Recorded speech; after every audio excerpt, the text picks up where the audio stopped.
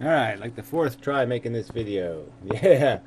First video was too long. Second video, this camera completely failed, which was really bad. I mean, I've never seen one of these flips make a video that was unreadable, and that's what it made, an unreadable video. So, this might be the only camera that works for this video. Who knows? Because that camera might be broken. But we'll find out. I hope it's, I mean, I have to test it over and over and over and over. I'll have to make hundreds of videos with this camera just to see if it does that again. Well, anyway. Yeah, sort of. All right, first thing I wanted to do was, yeah, I wanted to just tell people in the last video, it was not my computer that was friggin' infected with all the viruses, okay? I told you I didn't want the advice and all this other crap and get a Mac and all that crap, blah, blah, blah. No, I don't need any of that shit. My computer is actually still, if you dig deep enough into my operating system, you'll find Windows 3.1. All right, all I've ever done is add on to my original copy of Windows. And so, yeah, I figured out how to back up a hard drive a few years ago, and so that's saved me when I've had to be saved. Um, and yeah, yeah, I don't get a whole lot of. I have two firewalls running. Yeah, I don't get viruses too often. So screw you, computer viruses, and screw your Mac shit, your $5 million computers. Um, Whatever. Uh, it still doesn't justify the behavior of the people trying to do it. And if Macintosh was the #1 selling computer, there'd probably be more people out there trying to hack the shit out of it. And so then the people saying, well, get a PC, you know? So it'd just be the same bullshit all over again. So fuck you people. Fuck all that. Fuck that argument anyway. I didn't want to have that argument. Wasn't the point of the video.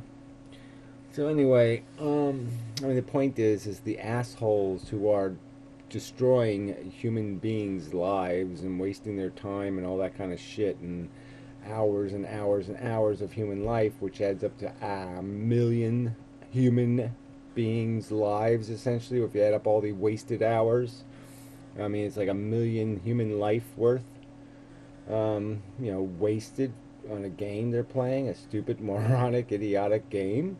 Come on. So they're making 25 bucks stealing some money from people? I mean, it's idiotic. But anyway, that's not the argument. Um, so what did I want to do with this video? It's really difficult. It's awkward. Yeah, so I want to say thank you. It's Thanksgiving and all that crap. So I'll say thank you. Like I said, people have been very nice to me, and it's very, whatever. It's very embarrassing and uncomfortable for me, actually. Because yeah, I'm pretty selfish when it comes to this YouTube thing. I don't, I get more than I give, and such. And then, yeah, Fred, I appreciate the. Yeah, I mean, I have the same thing with YouTube, and there's a few people here that just make the conversation tolerable, and it'd be hard to imagine what it'd be like without you here. And it goes further than that, I guess. It's over time you really do get inside of each other's heads. At least that's happened to me. I mean, you're walking around inside of my brain, and Pyro is too, and a few other people. I mean, I can hear your chatter when thoughts are flying. I can hear you responding to them. I've got there's little robot yous floating around in there. Um, and I think that's a good thing. I mean, I'm grateful to have it. Um, it's a pleasant mental noise. Um, but yeah, that's what I want to get to is just this idea of thinking about thinking. And, that's something I really appreciate. I mean, I can see you doing that, Fred. I mean, I can really see you sometimes thinking about where your thoughts are coming from, how they've been constructed, where they're built out of. And that's really a big part of this escaping the mechanism, the DNA machine, is recognizing that this brain thing can be pointed in so many different ways. You can put rose-colored filters inside your brain. You can run a cartoon. You can live a lie. You can do all kinds of things with this brain. You can point it in any kind of direction. And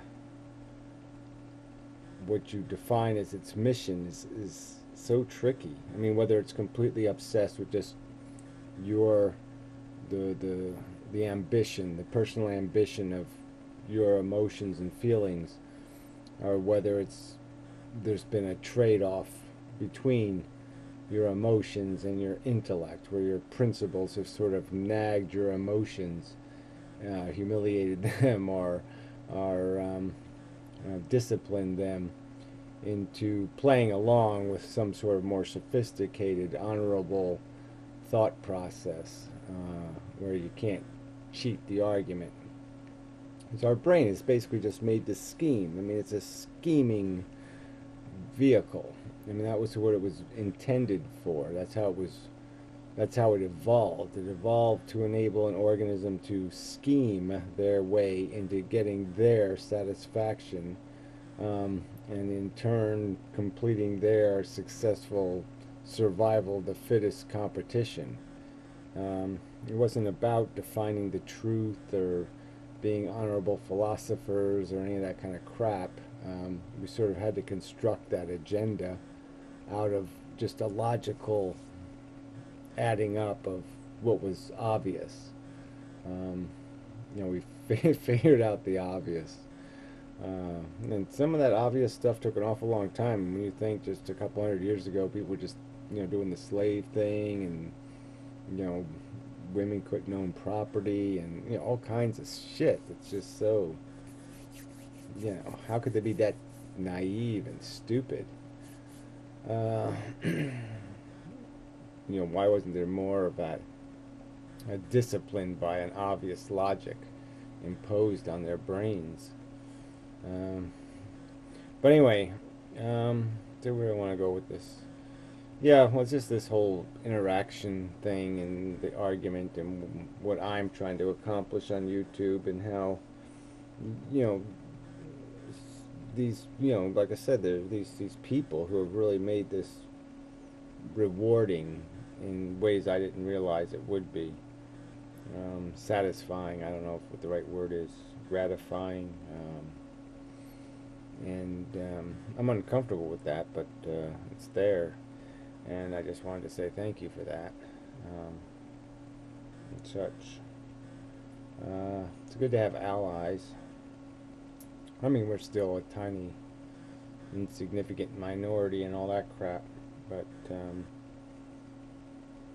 it's a new experience for me to have any kind of support at all, or anything on my side, so it's kind of awkward.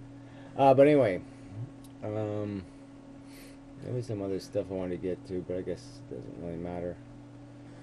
Just another waste kind of video, just whatever, something you do on Thanksgiving, I guess. Just call it a Thanksgiving waste video. Yeah. Before we get back to business, I did notice that some jerk made some video about negative utilitarianism.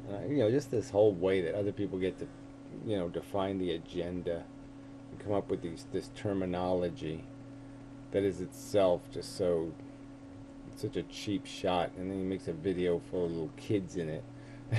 Like that, another cheap maneuver. Oh, because kids are cute, that means life is worth living. I mean, it's just so stupid. And he's making some stupid argument that we should all kill ourselves because we've got a hangnail. Like that has something to do with the real argument.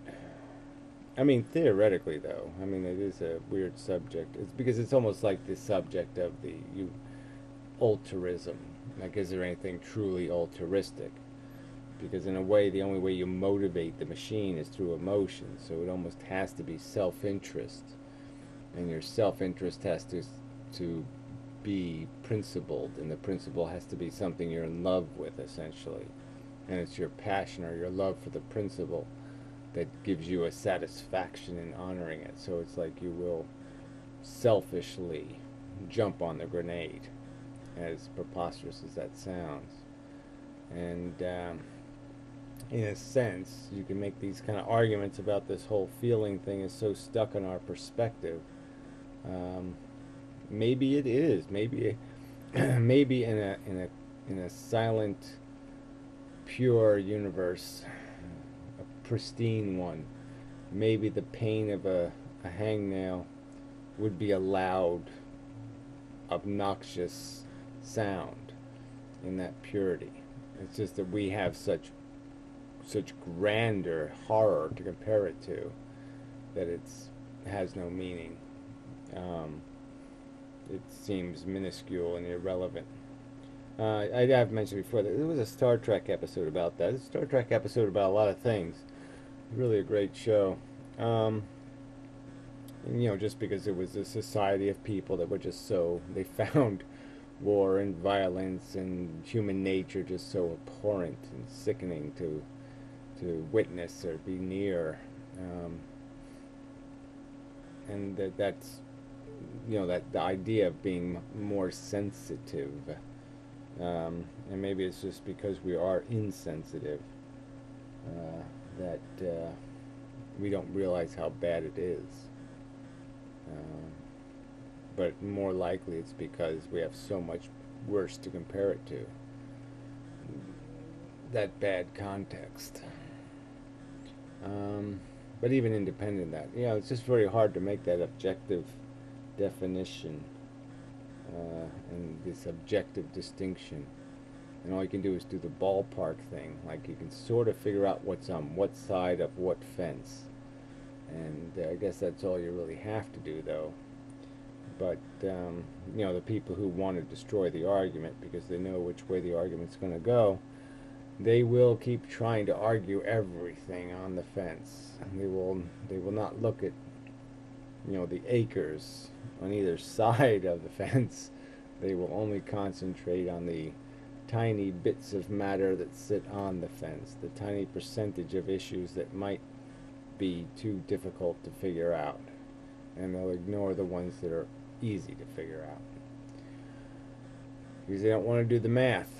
And that was another thing I realized. I saw in the comments there was a lot of people doing the buck up, have a happy life, don't waste your time being sad, or don't grieve, and don't do this and don't do that, and life is too short, and blah blah blah kind of attitude. That don't worry, be happy kind of shit. And I mean, not in a negative way. A lot of people are doing it in a very positive way, just trying to do something helpful to make somebody feel better. And I can appreciate that.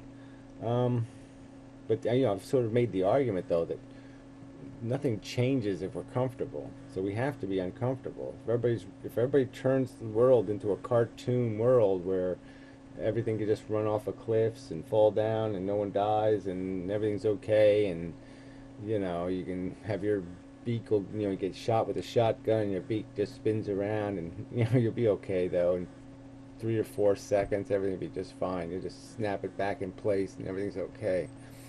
I don't think that's the world we live in.